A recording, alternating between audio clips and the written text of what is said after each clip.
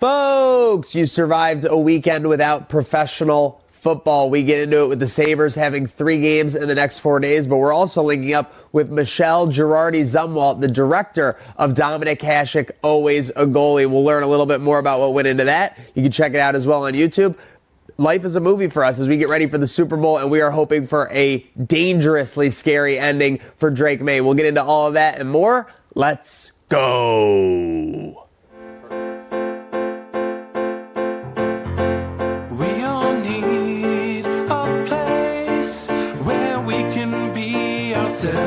Somewhere you can leave all your worries on the shelf, and whether you win or lose, you can count on me, and I can count on you. You know the train never stops. This train never stops. You know the train never stops. This train never stops.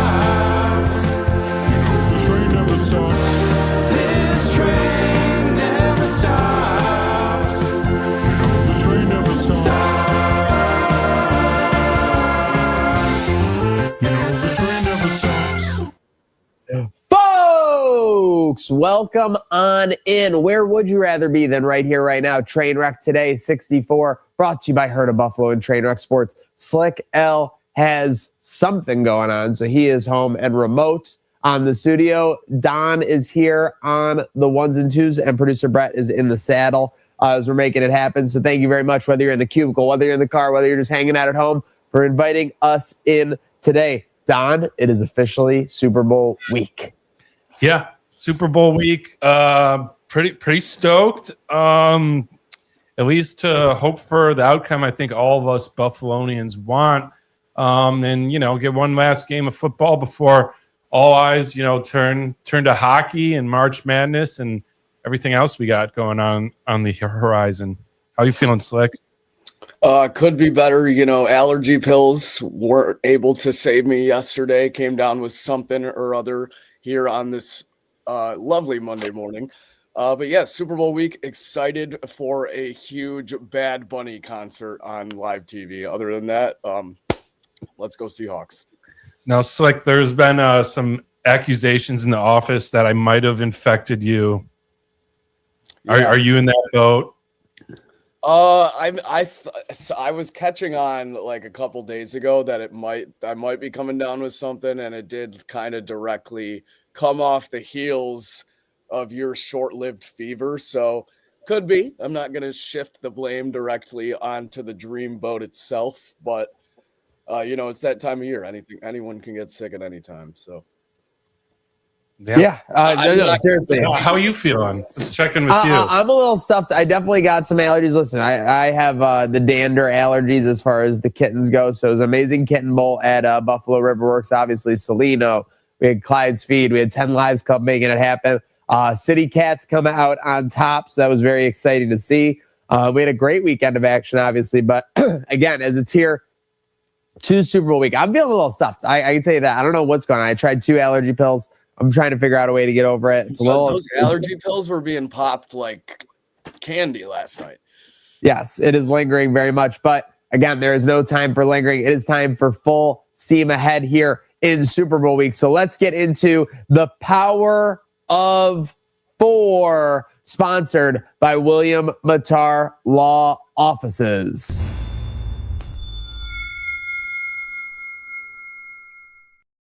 So we started cooking early this week. We were talking about the Power of 4. We're going to be getting, 80 hours of coverage between now and the game of the Super Bowl, breaking down the angles, breaking down everything that happened, breaking down the Bad Bunny of it all if you're Slick. But with that said, what will be the 4 leading storylines, or what are the 4 leading storylines for each of us going into the Super Bowl? I can start with my 4. Number 1, can Sam Darnold get it done against this staunch Patriots defense? Obviously, this is the same Patriots defense that I believe it was now 7 years ago made Sam Darnold see ghosts. It was a nightmare performance for him as a Jets quarterback. Obviously, Sam Darnold has undergone an odyssey since then in his NFL career. But can Sam Darnold get it done against that defense? Number 2, can that defense continue to carry Drake May as he does nothing? As he continues to be an absolute nothing factor, a non-factor, a nothing burger in this Patriots playoff run? Can Drake May be put on a pedestal and taken to the podium for a Lombardi trophy? Number 3, can this be a good game?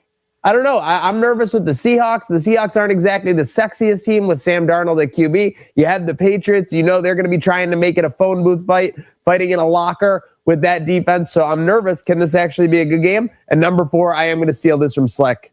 Bad Bunny. We started talking about Bad Bunny right when it happened. We didn't even know what the teams were involved. Bad Bunny is a big storyline. Those are my 4 Power of 4 storylines, boys.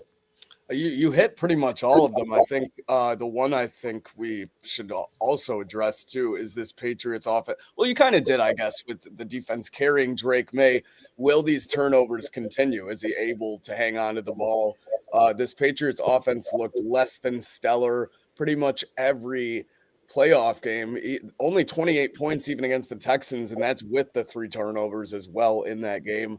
I don't know. I think the Seahawks might be the one that make them look sloppy where it finally comes to bite them in the bum, because their defense is just as good, if not better, than the Patriots D, I think.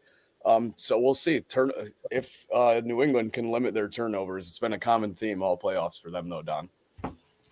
Yeah, so I got a pretty similar 4, but a little more specific. 1, can Denver's defense make Drake May, who has fumbled the ball a lot in this postseason, put the ball on the ground a couple times? Remember, he had 4 against the Texans, and the Texans and Denver's D-line are strikingly similar, both in the way they play and the stats overall this year. So that's one big factor. Can the D-line get to him? Number 2, Darnold continuing this hot streak, staying hot, proving the haters wrong. I mean, who would have 3-4 years ago you said Sam Darnold's playing in the Super Bowl and they're the favorite, right? Yeah, yeah, 4 or 5 point favorite. Yeah, so I'd be favorite. yeah, so I mean, who would have thunk? But here he is. So yeah, can Darnold show up? 3, can also about Denver, can the run game work for them to alleviate some pressure? That's something that we see in every Super Bowl is teams kind of, other than once in a while we see a trick play, but a lot of more conservative stuff going on. So I think for that. And my 4th one, this is the biggest factor. /storyline is the amount of companies copying our guys at Polymarket. Oh, no. I don't know if you've seen this. If you go on X right now, there's a big banner that says trade the big game, 0 commissions promoted by Webull. There's an ad and it looks exactly the same as Polymarket. Robinhood announced yesterday they're allowing prediction markets. Guys, it's a copycat league, and they're rebranding betting on sports as trading in markets. It's a pretty interesting thing. It is an interesting terraform that we have going on beneath our feet for sure. And there's an interesting week ahead with no shortage of storylines. This has been our Power of 4 for your Super Bowl storylines, brought to you by William Mattar Law Offices.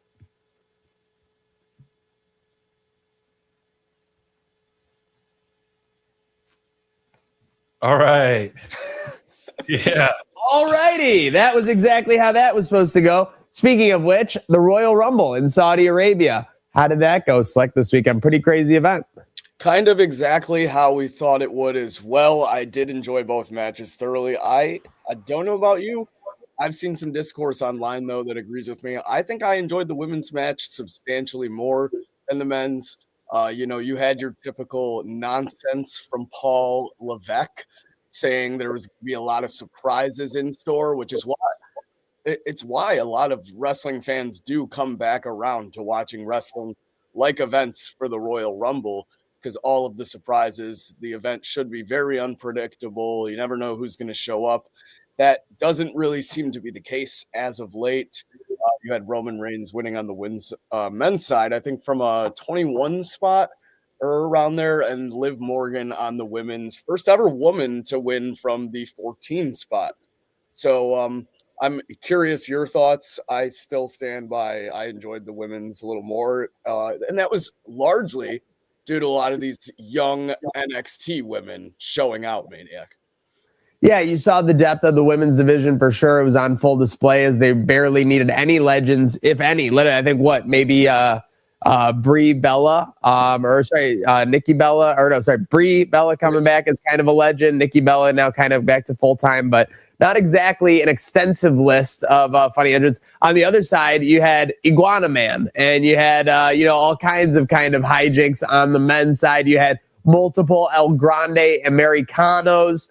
But Slick, this sounds crazy to say in a weekend, with multiple Royal Rumble matches, but I feel like the AJ Styles career ender is kind of stealing a lot of the attention here. I saw just as much attention on that as I did for either of the winners.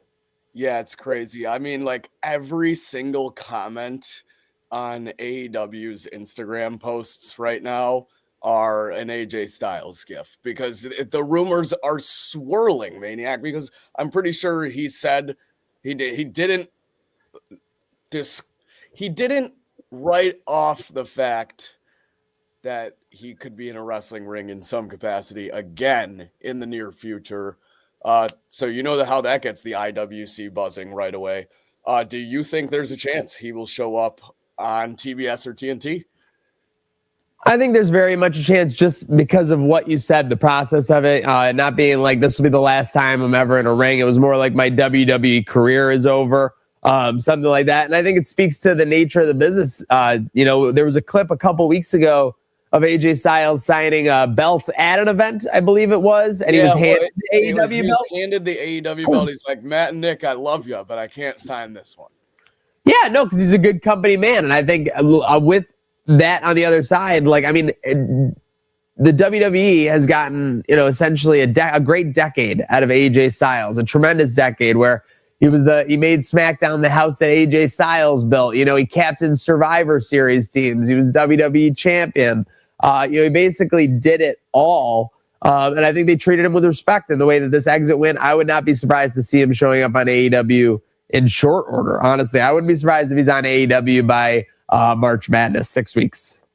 I could see it too. I think this is a very similar situation to Adam Cole. There's just too many connections in that locker room for AJ to not want to have a run, as well as dream matches that can be had before your career is ultimately over. Also, on that note with the video, I feel like if he wasn't on the way out the door and maybe going to AEW, he would have just signed that.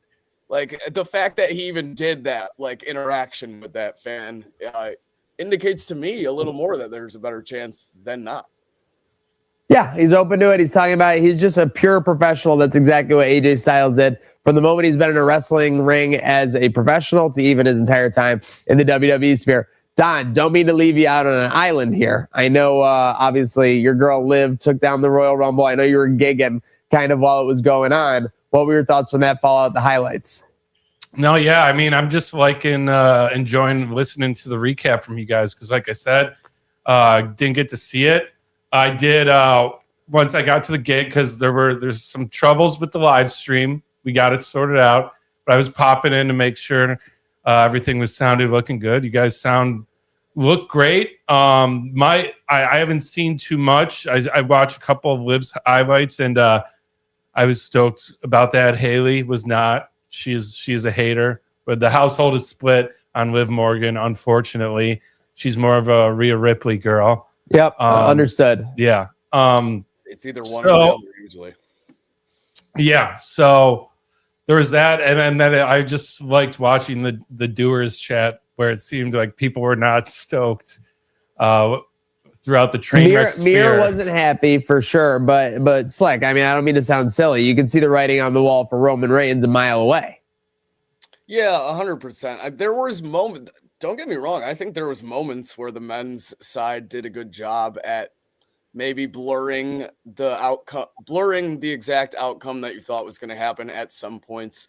There was moments where I thought Cody Rhodes could be going on to win his third Royal Rumble. But yeah, Roman Reigns, to get back into this spot, this is what he needed.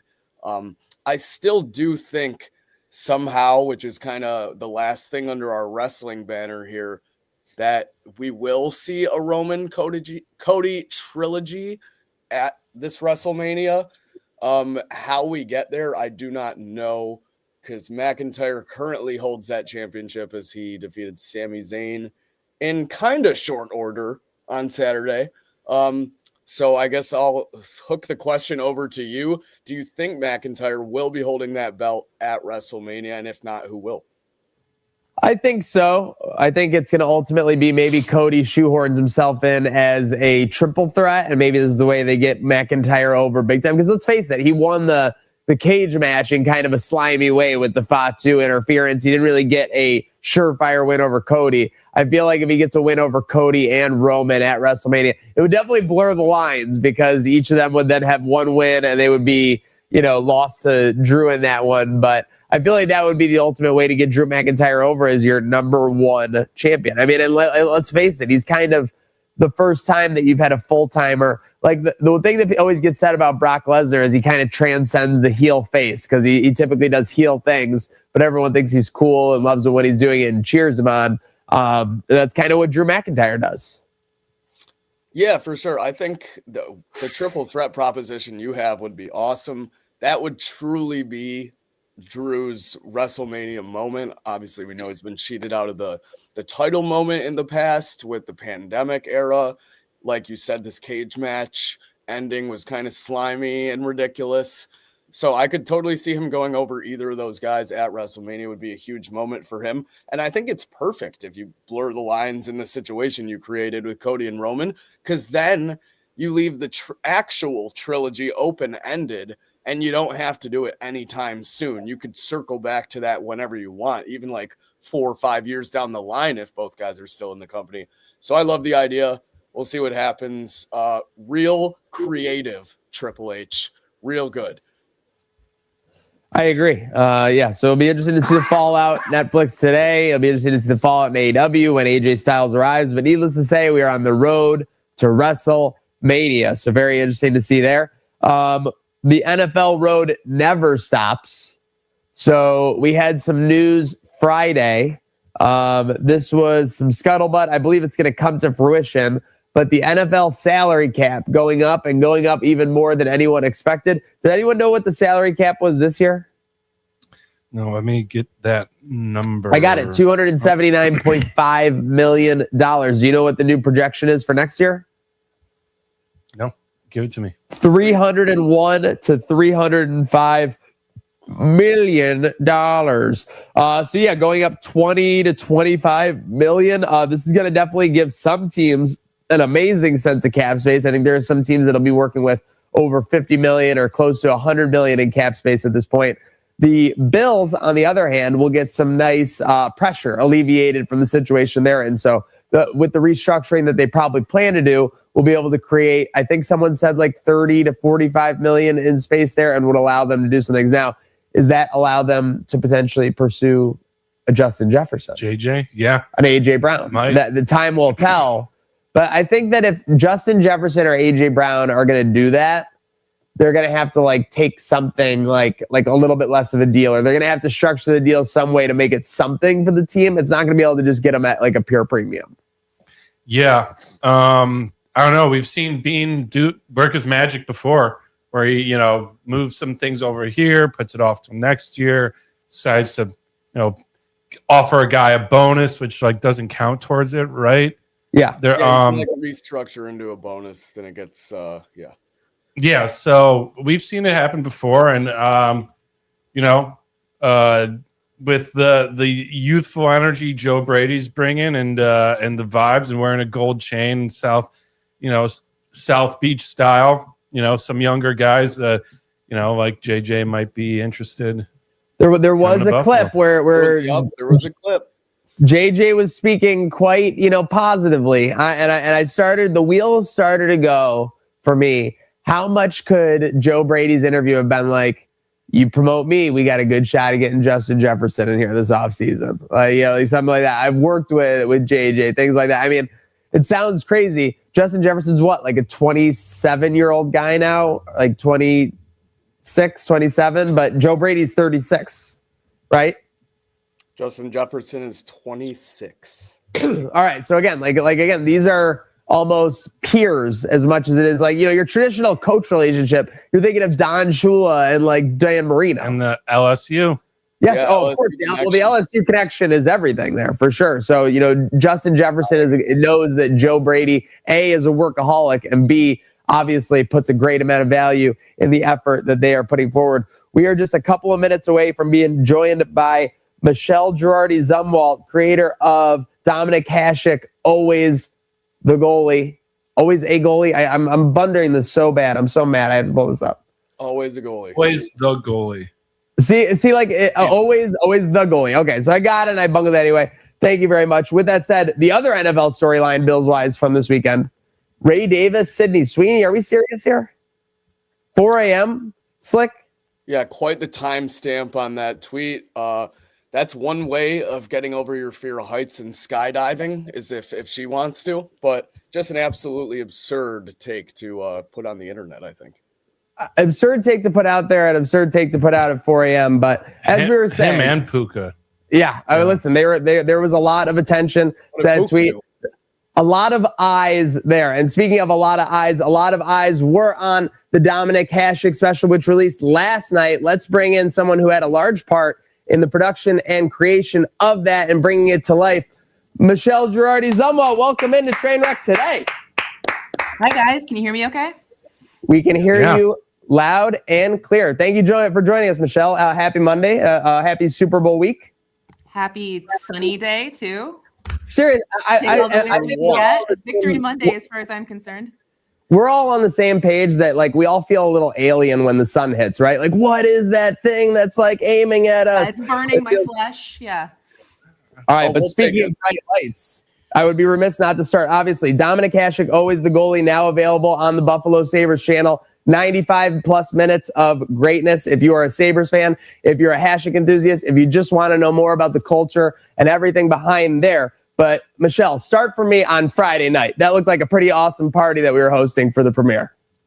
Yeah, it was very cool. And it's so funny because we were working on it basically right up until the end. So, you know, there's different versions. There's one on MSG, one for YouTube, one for the premiere.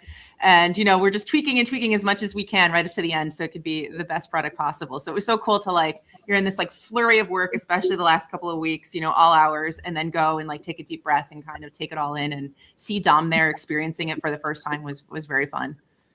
And obviously, you don't become a supervising producer of content on multiple fronts and an Emmy winner, of course, without making sure that every T is crossed and I is dotted. So you get it done. Like you said, maybe a little bit of a buzzer beater finish there for the versions. So you get to see it with everyone. What's like the reaction? Like, do you like watching it with everyone at those events? I get a little neurotic even when I hear my voice on a podcast, but you're watching a big production that you put months and potentially years into here.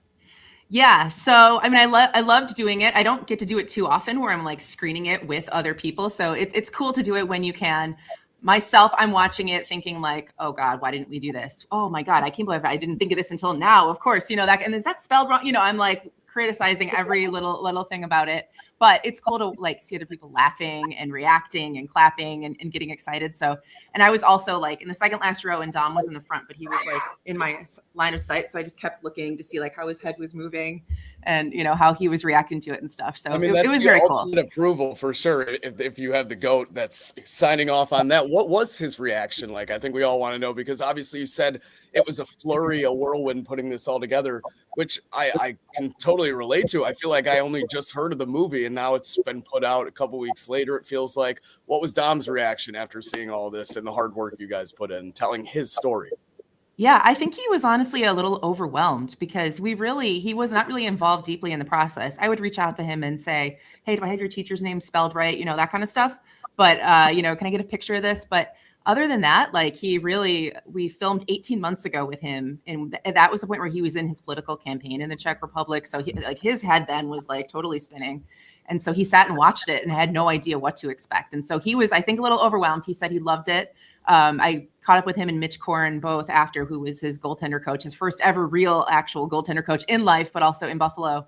And Mitch said, you know, as you know, coaches and athletes, like it's kind of rare that you ever take the time to sit back and reflect on things. Like you're always just like, all right, next game, moving on. And so they said it was very cool for both of them to sit there and like look back at all that they had accomplished and all the things, you know, over the decades that had happened. So it was fun. And Dom, I think, really did appreciate it. I think, you know, at first he was just like, you know, his initial reaction that he said in the Q&A after the film was, you know, I don't really love, he's like, I love playing goal. I don't really love watching myself. So, and I think that's probably everybody's reaction, right? When you see yourself anyway. I'm feeling like Dom Hasek and I are more relatable than we've ever been. Basically the same person. I've always said that. I don't know if Maniac's greatness bar is quite there yet, but like we're working on it. I don't know. I never make Slick stay after practice. Can you do a split? Let's see right now. This will be the determining factor. Yeah, don't hurt yourself. I will say, I think this is a family-friendly show. It's not. I think being late to everything, you're on par with that. Yeah, I remember that part of him, Rob Ray saying he's always the last on the bus, and yeah, that was a funny bit. That came up even more than made the film. I'm sorry, I'm interrupting you, but like that came up a lot in the film. It must have come up like 3 dozen other times of people joking about him being late for everything. So.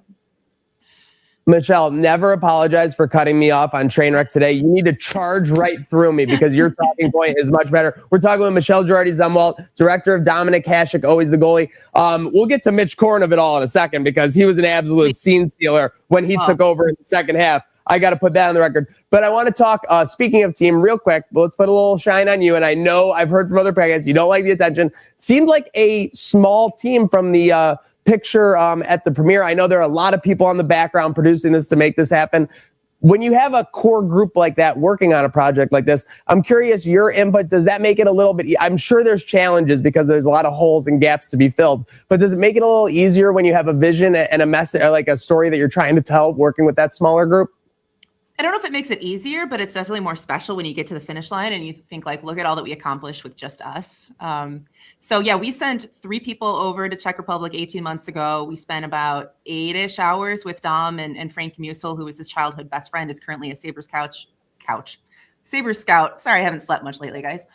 Sabres scout, and also played 15 years in the NHL. And then met Dom's teachers and parents and such. That was a 3-person group spending about 7-8 hours. And then we interviewed Dom for like an hour the next day. And so, it was a huge challenge, and like getting all our gear over there across borders and such. And we had to travel light. We're not traveling with audio engineers and like the full equipment that, a 30 for 30 or like a Netflix sports doc is traveling with. So, And then the last couple months, we've been experiencing the Sabres surge. Let's go Buffalo. The team's gotten a lot better. So we're doing a lot more content for the current team, but also just like totally dialed into this doc at the same time. So it's been challenging, but it's been cool to just, really like sink our teeth into it and see this come to fruition.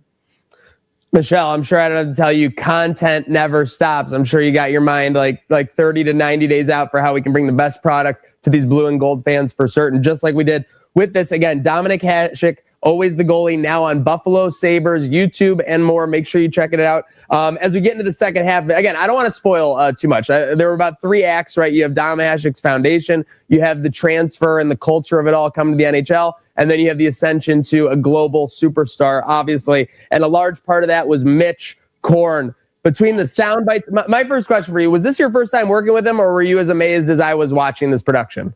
This was my first time working with him. And honestly, I didn't even get to do the interview. We did that interview literally a year ago, maybe today. We had a road trip in Nashville. And so I wasn't on the trip. So the videographer was down there to cover the game. And Jordan LaBarber, our cool team beat reporter, I sent him with questions and was like, get me Mitch Korn. Sit him down, tackle him if you have to. I want to know what he knows about Dom. Predators PR was awesome to hook us up with him. But so he came back with that interview and I went through it and I was like handwriting the notes, and like everyone, I was like putting stars all over. And I'm like, oh my God, this has to go in there and this has to go in there. And like the editor wouldn't include a Mitch Korn bite. I'm like, I really think we need another Mitch Korn here. Let's squeeze this one in. He's just a soundbite machine. The gravelly tone of his voice, unbelievable. And then he came to the premiere, which was so cool. So he flew up from Nashville just to come to the premiere. It was a celebrity sighting for me. I was more excited to see him than Dom because I've met Dom before. So he's just unbelievable. Like, and as far as perspective on Dominik Hasek, I can't imagine anyone better. I love that. Well, geez, I mean, again, there's a lot to love here. Again, 95 minutes of awesome material. Whether you love Dominik Hasek highlights, whether you love just learning a little bit more behind that story, there's everything you need. And that's what I got for our next question. Excuse me there, Michelle. Because, there might be some diehards. Let's face it, Buffalo fans are only one way, and that's diehard, who are hyper familiar with like the Hasek story and everything. So besides the amazing highlights, what's one thing you hope they and anyone who takes this project and takes away from this film? Yeah, I mean, the first half of it, like you said, is really about his hometown. And so I just think if you probably know a lot about, the crazy highlights, the RJ calls, maybe some of the drama, obviously no goal, but to go back and spend time with him and see how much it meant to him, his hometown, his family, the fact that he grew up under communism but loved his childhood was something I thought was pretty revelatory. And I think when you see what he was like as a kid, hear other people reflecting on it and see all the photos, you think about the way he played goal was basically like a little kid who just wanted to stop the puck at all costs and is throwing his body all over the place. And nobody ever told him not to. Nobody ever coached him out of that. So he came here as a full-grown 25-year-old man, like, this is what I do. This is what works for me, and just kind of went with it. And there's nobody else who's ever played the position like him. Seriously. Sorry, go ahead, Maniac. No, you suck. I was just going to say, you mentioned growing up. I thought that was so interesting, the beginning of the film, that growing up in the communist regime and how he got to where he is today. So you obviously traveled out to the Czech Republic, Pardubice? Is that, am I pronouncing that right? Pardubice. More like paradise as far as I'm concerned. Seriously, it looks beautiful. What was your favorite part of the trip outside of film production? What do people maybe not know about the city that didn't make it to the film because it might not have been entirely part of Dom's story? Yeah, I mean, as far as Pardubice, we were literally there like 7-8 hours and then realized we hadn't eaten all day and like hit the Pardubice McDonald's on the way out of town. And we're like, I haven't had water. That's that fine Czech Republic cuisine right there. Yeah. Got some mozzarella sticks, which is a food I'm passionate about in all continents. So So Likewise. yeah. So I mean, the town was so cool. I wish we could have spent more time actually exploring it. We were like bang bang. Like Dom. One thing that didn't make it was Dom took us to one of his old homes. We didn't get to go inside, but he was walking around outside of it and showing us like, so this is where I would be kicking the ball. And he had this like big door, almost looked like a castle, and he had a huge key that he had to carry around his neck because he lost the key once. So he's running down the street because he's always late. This massive like skeleton key, like hitting him in the face. And so I just thought that was like such a cute story. But what I loved was seeing him and Frank on the soccer field outside their old school. And like I said, Frank is someone that he grew up with, and just reflecting on their days of playing soccer and getting bloody knees and pushing each other, and how Dom would skip lunch so he could play, the whole full 50 minutes of soccer. And I just think like watching people reminisce, 60-year-old men reminiscing about their childhood is just so fun. And the fact that his teachers meant so much to him, I think when we went there, I was thinking like, yeah, I want to meet your old teammates and coaches. And he was like, my teachers. And I'm like, I guess, yeah, sure. Cool. Like I had no idea what to expect, but to see like the influence that they had on him explains a little bit of why he did not want to leave the Czech Republic right away when he was drafted, or Czechoslovakia at the time, why he chose not to defect. That like, the relationships he had formed with the people there meant so much to him. And the idea of maybe never seeing them again, he just couldn't handle. So I just thought the whole backstory was so cool, and it was so fun to see, him be so excited to show us everything. Folks, make sure you're checking out the backstory and more. Dominik Hasek, always the goalie, available on Buffalo Sabres YouTube. Thanks to Michelle and her amazing team. Real quick, before we get off the Hasek of it all, I got to pitch you an idea. We need a Sabres game watch along with Dominik Hasek hosting, because this guy, I feel like he's just a walking meme factory, low key. He's amazing. Isn't he fun? My daughter was watching last night for the first time, and she goes, he seems so sweet. Like she's 13. She was like, is he this nice? He seems so fun. Like she was like loving him. He says he'll probably be back in town next fall. So, maybe we can bring him out after we win the Stanley Cup. And for the banner race. Now we're talking. Yeah. I did have my question. Is Dominik Hasek as methodically wholesome as he seems? Because I've had like 3 casual meetings with him, between like just the nice demeanor, the double thumbs up I always see. It just feels like this is an organic, genuine, happy guy at the end of the day. He's a character. And like, obviously, there's stories about him when he played. I never met him in the 90s. I have no idea what he was like then. But now, the man he is now is quirky. He's funny. He's all over the place. He's exactly the way that he comes across on screen. Even like, this is where the door is. This is always where the door is. And he goes to open the door and it's closed. And you're like, did he do that on purpose? Like, is this a bit? Is Dom doing a bit right now? Like, he's just hilarious. It doesn't matter whether he's skating out to the blue line to take out, a potential breakaway, or going towards the door. He's doing it with all the confidence in the world. Exactly. Well, we know we have a lot of confidence in you and your team, Michelle. Obviously, like you said, it's been an awesome, like these last 25 games, the best in Sabres history. Looking forward to this stretch end of the season. I know we can't get into the team itself, but you got your content team. So I want to finish with one last question here. As the intensity ramps up this season, can we expect the content team to match and surpass that as we go? Oh, of course. Absolutely. Okay. And now that this is cleared off the decks, like we're empty docket. We got all kinds of hours. Yeah. Time to focus on playoffs. I'm not going to lie. Scott Balzer, the editor. The editor of this doc and I, we're going to take a week, during the Olympic break and recharge a little bit, but then we're going all the way to the end of June, baby. We're ready. We're ready for this. I can't wait. I'm so excited. I just, the idea of potentially having a playoff video and any playoff content is just thrilling. We got to do it with the Bills when they broke the drought a couple years ago. We were all part of that team too. So now the idea of doing it for the Sabres, just too good to be true. Super huge shout out to first-time guest Michelle GIRARDI ZUMWALT on joining up with us, making it all happen. Sabres, Bandits content. She's making it happen. Huge shout out to you and your team. Thank you very much for joining us, and have a great day now, Michelle.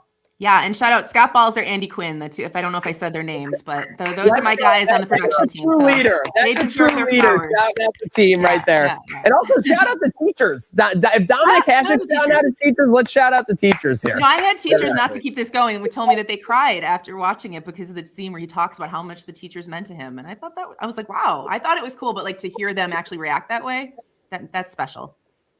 Seriously, teachers make it happen. Thank you for making it happen, Michelle. Like we said, go get that rest. Go get ready for a long stretch of the season and go have a good day now. Thank you for joining us. Go do your homework, kids. Take care, guys. Have a good one. Folks, remember, you can check out Dominik Hasek, always the goalie. Basically, Sabres YouTube, and it sounds like there's a couple other platforms they'll be opening up there as well. Don, obviously, I don't mean to take the wind out of our sails. We did get the wind taken out of our sails a little bit on Saturday night when we blew that third period lead against the Canadiens. A rare misstep for the Sabres team over the last 2 months. Yeah. Not a great game. I mean, it was back and forth. Canadians are a tough team, and we've had their Great number team. up until now, so it's hard to be, too angry about it. Honestly, the thing that I think was most annoying, and Darlene hit the nail on the head, I was texting my season ticket holder mate about it, is the amount of Sabres fans selling out when the team's hot. Can't have this. Kansas City, Buffalo, you need to lock in. We're gearing up for a Buffalo run, and it looked like half the arena was red. And now we went to the 05-06 game. There was a presence, but it wasn't nearly as bad as that. I was listening on the radio driving back from my gig to the first period, and I heard the Canadians score the first goal, and it sounded like a home game. Like there was a legit pop. I mean, that end of the arena where they scored their first goal, I think I saw the whole end of the arena celebrated. I hate to say it. I have a hard time faulting Sabres at this point. These could have been tickets that were sold 2 months ago, and I hate to say it, but 2 months ago we were 8 games below 500 and projecting to be in the cellar. And season ticket holders, listen, I want fans to defend our arena. I want them to be ready to support this team when they're good, and they finally are good again, and they need our support. We need to be in there every day. But season ticket holders, and you must think the same way. Like, if someone had season ticket holders or season tickets for 10 years, could you fault them for trying to get back a little bit on what could be potentially another lost season when you're about 7 to 8 games below 500 there at the end of November?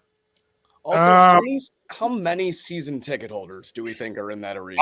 Here's the thing. I don't think the people that are selling them are like diehard people. It's people that have been doing this for like years, and that's it's. I don't think it's like, oh, we're bad, so I'm gonna sell my tickets to Canadians fans. The thought is really more, I'm gonna try to pay for a percentage of these tickets by selling the Leafs and selling them the Canadians games. I have nothing good to say about it, so I don't really want to say anything. There was a lot of discourse about this online, but I think you said it best, Don.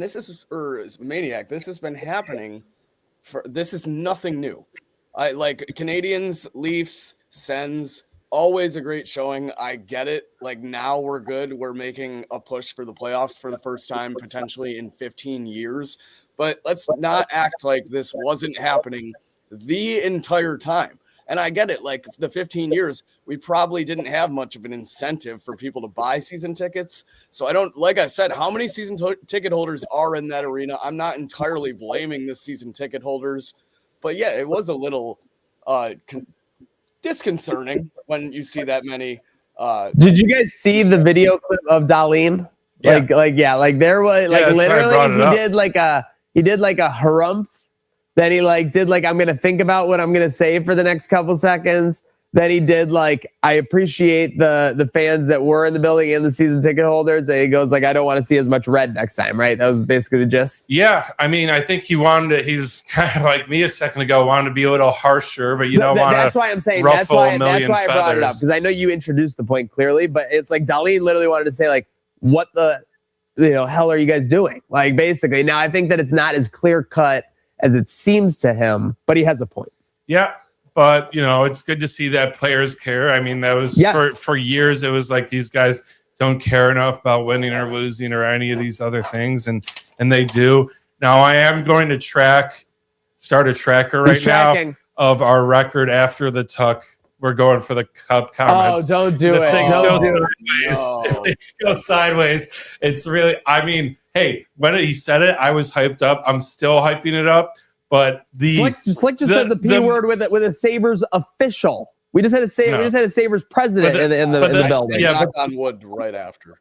The Trainwreck Sports content, a producer in me is I need to track this to see how I want to say this right now too. Listen, we have a great stretch of 24 games or whatever in the rear view. We'll take that stretch of 24 anytime. if you want to talk about making the playoffs, you want to talk about securing your spot, low key, these next 100 hours are huge. Yeah. You have 3 games. You got Lightning, Panthers, and then Penguins at home. Penguins at home is right now a $70 get-in ticket for a weekday, which is pretty rare. So that should be a bustling arena on Thursday. But what do you think, Don? You need 4 or 6 points here to kind of hold serve on where you're at? I think 4 for sure. I think Panthers should be a dub, take care of business. Panthers should be, Penguins should be a dub, take care of business. I'm struggling with my words right now. Weekend right now, or we're coming out of the weekend. Yeah, and then I don't know, Tampa Bay, and I'll talk about this if we have time a little bit. They kind of really escaped with a lucky ducky 5-1. win. What the hell happened last night? So, and I watched the whole game. It was Stadium Series, and I'll get into this more later. But they didn't look good at all, and it was really Bruins shooting themselves, but just in the foot, but in the kneecap and then in the shoulder and practically in the head by the end of the second period. Before the game, there was someone on Polymarket that put like $150,000 on the Bruins. No, it's unbelievable. And Polymarket was like, "Oh, what do they know that we don't?" Apparently, they knew something at the beginning, but it didn't end up working out. Lightning was like out the night before. Anytime you see those graphics, man, even we've seen them with the Bills. Fade material. I hate to say it. I wanted to fade, and then I saw the initial score and was like, "Oh, maybe he was right." And then I looked this morning, and you probably should have sold that Bruins market, buddy. Big night for Polymarket last night with the Grammys shout out as well from the hosts. So that was interesting there. Grammys recap. Yeah, Trevor Noah gave him a shout out. He said the word potato, and he goes, "Can you believe I just said potato? Someone just had a huge bet on Polymarket for $20,000." The real one that hit that bet. Username TNoah22. So he literally made an insider trading like Polymarket joke on CBS. Yeah, that's crazy. Which is low-key crazy for sure. But hey, listen, Polymarket's where you do your trading. Clearly, it seems like everyone's trying to get into that business. Polymarket was way ahead of it. Looking at the rest of the weekend and weekend ahead, we had the Aussie Open wrap-up, obviously. Rybakina gets the upset over Sabalenka, and Alcaraz shines again. Anything we really need to touch on here, Slick? I feel like that was kind of ho-hum ending to the second week of the Australian Open. I saw that the favorites, like there wasn't anything longer than a 4-set match. Yeah, I think down the stretch, obviously we knew the field dwindled to what it was going to be. The real story is Sabalenka not being able to get it done. But congrats to Rybakina.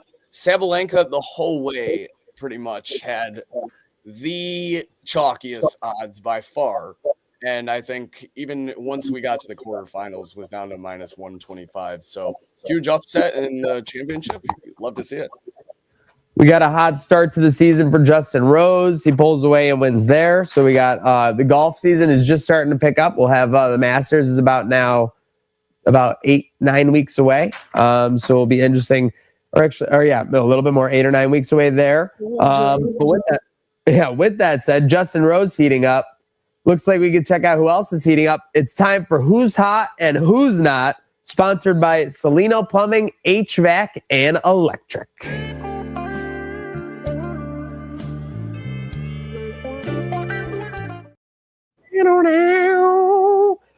Who's Hot and Who's Not, brought to you by our friends at Salino. With that said, hot kittens. What a weekend. We had double-digit kittens adopted from the Kitten Bowl 2026. Great broadcast from Don, Brett, and our team here at Herd of Buffalo as well. The screen behind us, the big screen, was a game changer. That was pretty sweet. Game changer. It was on a bit of a delay because I think they put the live stream up that they were watching. It wasn't a direct monitor. Yes, it wasn't our feed. It was the live stream. That was looking up and seeing our mugs, 10x on that huge screen. Pretty funny. I was like, I got to get a better skincare regimen for sure. I got to make sure my nose is blown. But speaking of the amazing families we had come out for the Kitten Bowls, seems like family values in sports are done. Did you see the scuttlebutt about the fired Minnesota Vikings general manager? No. I missed this. Flew under the radar. Yeah, totally. So a lot of people were saying it was stunning when he was fired. He just got like a extension. I think it was. Oh, I know where this is going. I think like 8 months ago. And the top story that comes out about this guy and any potential issues: paternity leave scrutinized after surprise firing. According to The Athletic, Adolfo Mensa's use of a 2-week paternity leave after the birth of his child in 2023. This was 3 years ago. What the hell? Left some NFL executives and coaches in quote unquote disbelief. Now listen, 2 weeks? Joe Brady kind of famously shouted out his wife in his speech last week because she gave birth while he was in the middle of a game. That I get. There's a week of planning going into something that's happening right at that point. You need to be there for it. I don't know specifically when this paternity leave was, but it seems like it wasn't in the middle of the season. It wasn't at a time when there was actually going to be like general manager decisions being made at that window. I don't know. It just seems like maybe we should be okay with people going to hang out with their kids' birth for like a week or two if something crazy important isn't happening in the world of sports. 2 weeks is messed up, man. And in Australia, you'll get each member of the couple will get like 2 months paternity. I mean, the whole system here is a little off for sure. About that is ridiculous. Disbelief is the word that was used. For disbelief that you had in the NFL, not where you go for those. Just unreal. Nope. Yeah. Poor guy. All right. Well, I'll remember that. I won't apply for a GM spot. Yeah, just remember, if you want to work in the NFL, you're just not allowed to be there when your kid's born. Yeah. The family values graphic. Shout out production on that. Straight from Goodell's desk. Amazing. I will go next. My hot kind of alluded earlier in the show and the wrestling of it all. Sol Ruka and Lash Legend stealing the show at the Women's Royal Rumble.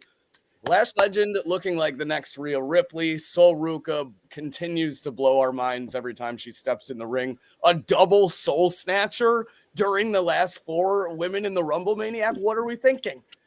Didn't she hit a double soul snatcher with 3 left? Yes, you're right. It was. I'm just saying, like that was everyone's remaining field. It was an amazing performance. We were looking for things, like we said, the women, the future of the women really shined in this match, and I think that's the contrast with the men's match. But shout out Soul and Lash Legend, great performances. I mean, Lash Legend has some of the memeiest Royal Rumble eliminations I've ever seen.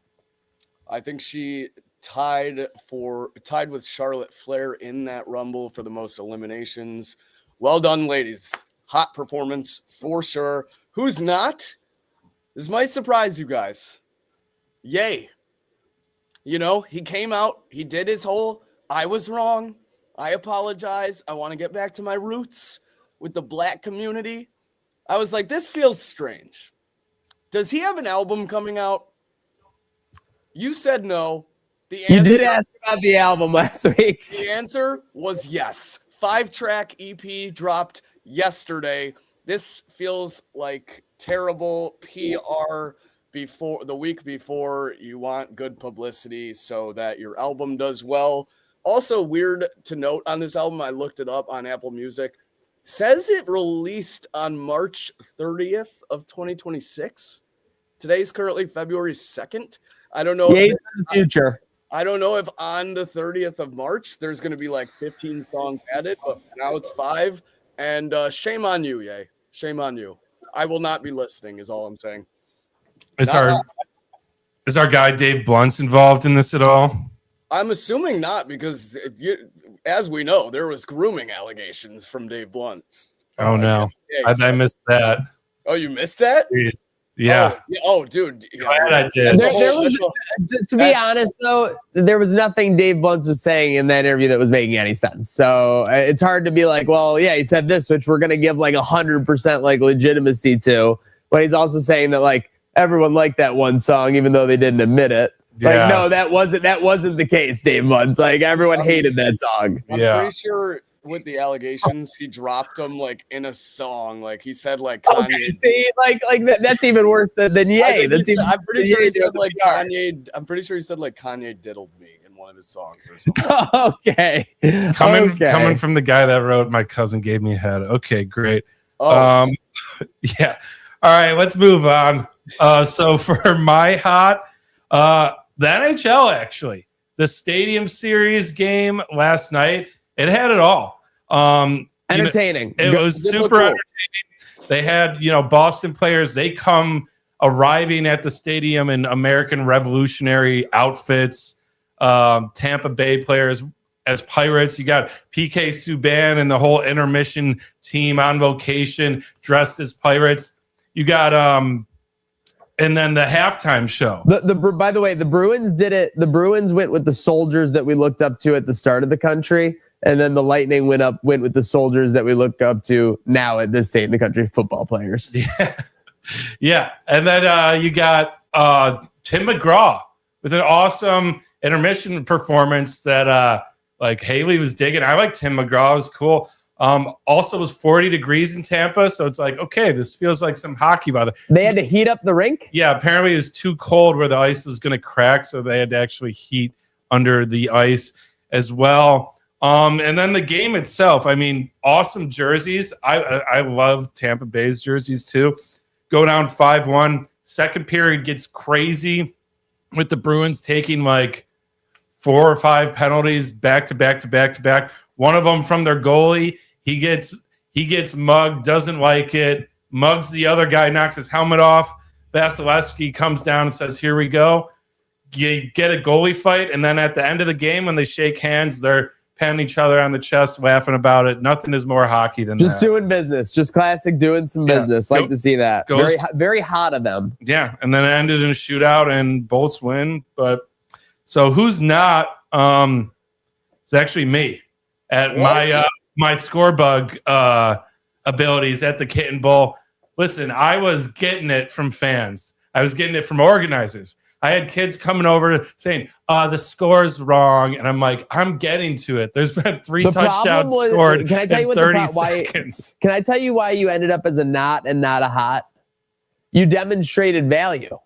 You showed that you were the guy who was making things happen. Slick and I were clueless. They knew not to ask us to do something. They knew not to. So we were just hot boys just chugging along. You were, every time a raffle was getting talked about, every time a play was getting talked about, they were funneling it just to Don. I'm watching poor Don try to get this score bug updated. These cats are scoring so quickly that my man can't even get a 5-second grace period on the news scores. So shout out to Don. I wouldn't say you were a full knot, but I understand why you made it. Well, in the notes, it's actually my Dreamboat score bug trying to keep up. So okay, it's not fair. me, that's fair. That's so it's fair. more of the score bug. We're going to work on it on a way I can get this updated live quicker. But I mean, in any other normal sport, you normally have, especially with the broadcast delay, 20 seconds to change it, which is all I needed. It was 20 seconds too much sometimes. 20 seconds too much. These kittens were scoring relentlessly. And it got to the point, Maniac, where we had to say on the PA, our guy is working his ass off in real time to get these numbers crunched. I couldn't believe it. People were like they could remind them like 3 times. It was, listen, I respect the general public. I do. But it was just very funny that like people were there and could see that the goal only happened, or like the touchdown only happened like 8 seconds ago in real time. And they couldn't understand why Don didn't have the score. It was a double delay too, because then the feed was it takes a second extra for it delayed. to update, yeah. So I like certain people. It looked like I was really dropping the ball. But yeah, that's been our who's hot. We may have to do some honorary knot real quick here to put a button on. Okay, honorary knot. I mean, do we dare dabble into the sports of the certain list? Yeah, sure. So it looked like we had some owners that were mentioned on a specific list that was released on Friday. Some blurbs, very not good for them. Did you see Russell Wilson and the Jet?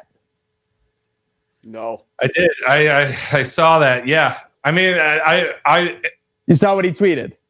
Oh no. So Russell Wilson saw it. Said, "Not today, Satan." Never talked to him. My agent talked to one guy about buying a jet. One of the more vocal rebukes of the listing that happened, but just an absolutely was it the Giants partial owner who was, I don't want to allegedly name the wrong person, who had to release the statement at like Friday at midnight? I think it was the Giants owner. Yeah. Here, let me look. I think you're right. Giants co-owner Steve Tisch. Yeah, Steve Tisch. So again, it throws me off because I wasn't aware of the co-owners. This guy had to release, he basically released, have you ever seen the Always Sunny episode where Frank says that he wasn't on the island? Yeah. He was like, I was there for the jet skiing. We had a great time. I wasn't doing any of those. Yeah. That's basically exactly what he said.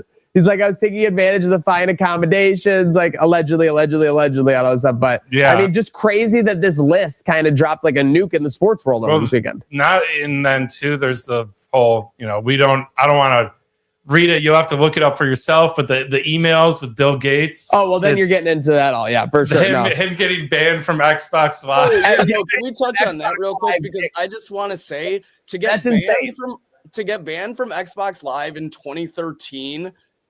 It honestly is kind of impressive. You have to be so egregiously over the top. Well, people are thinking it was Bill Gates, taking retaliation. Yes, being we're not allowed. He went to attack and he just said ban him from Xbox Live. Yeah. So anyone on the list, sports wise, are on the knot of who's hot and who's not. Brought to you by Salino Plumbing, Heating, Cooling, and Electric.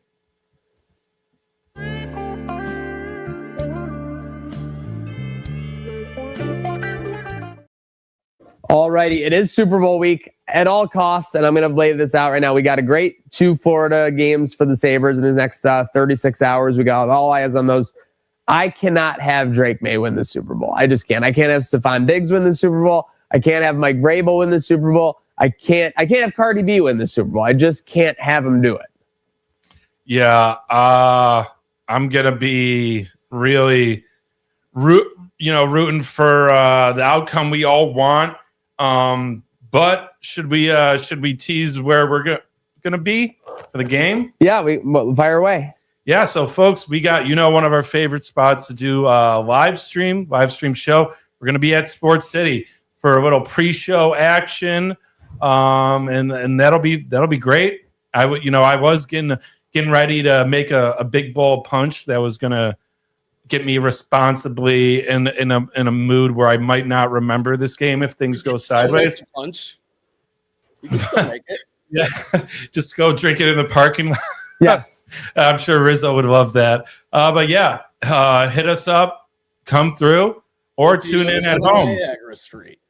Oh yeah, come to 1407 Niagara Street for the Super Bowl. I will be crashing out big time if the Patriots have success. If Sam Darnold's seeing ghosts again. Don, with that said, obviously we had a little hiccup on Saturday night, but not much crashing out going on since Brady and co steadied the ship middle of last week. No, I was hoping maybe I would get a call about Brady and Bean showing up to a Sabres game and the Sabres losing and maybe the vibes aren't as good. But no, the lines have been bare. I think people are, I think I'm also surprised because of the DC signing. We got some guys coming in, but I think the freak out is chilling out. But hey, whether you're a Sabres fan, Bandits fan, Bills fan, maybe you're a fan of ours and we've been dropping the ball. Maybe you want to get at me for the score bug. Maybe you want to tell Slick to man up and stop being sick and staying at home. I don't know. Whatever it is, give us a call at 716-226-6263. You're going to have to leave a voicemail or text. You'll be on the show. How do we feel about Wednesday's show? I have to drink a whole thing of pickle juice before it's over. Why? Is that bad? Is that bad or good? Well, vinegar is good for your digestive system. It's bad. People don't like pickle juice, do they? I love pickle juice. I still owe a punishment. I got to make it happen. I'm trying to make it happen. Okay, well, if you don't like it, but okay. A jar is a lot, but I'll say this: when I'm drinking, I love doing pickleback shots. A little pickleback with a shot. You're right. That's a whole different world. I'm talking about. I'm thinking that could be potentially our punishment to get out day. And I would like to come up with something where if Drake May throws a pick six, I hit like a jackpot at Sports City. I don't know if I should tell you this Uh-oh. The friend in me wants to, but then the content and It's like 6 says I times should. the sodium to like kill yourself. No, it's not that bad. Lethal dose. That Sorry. much vinegar though can run right through you as a diuretic, and so if you're drinking a whole jar of pickle juice, you might want to wear a diaper. That's fair. See, so I can also pee myself on the show. You don't think that's a good punishment? I'm not talking about peeing yourself. Oh no! Well, if that's the case, maybe I might have to punch you in the face. Oh no! Please, guys, like just we're 30 minutes into the show, guys. Just punch me in the face. I mean, if that happens, not a great way to welcome in our new studio either. Too much. So. All right, so pickle juice at the new studio on Wednesday potentially. We can see for a punishment. Huge week ahead. Again, we got 2 Sabres games. We got a lot ahead. We didn't get into the Bandits much. They got absolutely shellacked in Colorado, so we're just going to act like that didn't happen and kind of bounce back and hopefully get things going with the right juju in the right direction. But again, Sports City for the Super Bowl on Sunday. Check out the Kitten Bowl from yesterday. Check out Dominik Hasek, always the goalie. Huge shout out to our guest, Michelle GIRARDI ZUMWALT, for stopping by. Pretty awesome. What do you got? And we have a little spot for our guy, a little teaser. Whoa, we have a Super teaser Bowl. for the crew. Why don't we send them a teaser? And I think sending this teaser is a way to guarantee that they have a start to their good day now. What scares William Matar the most?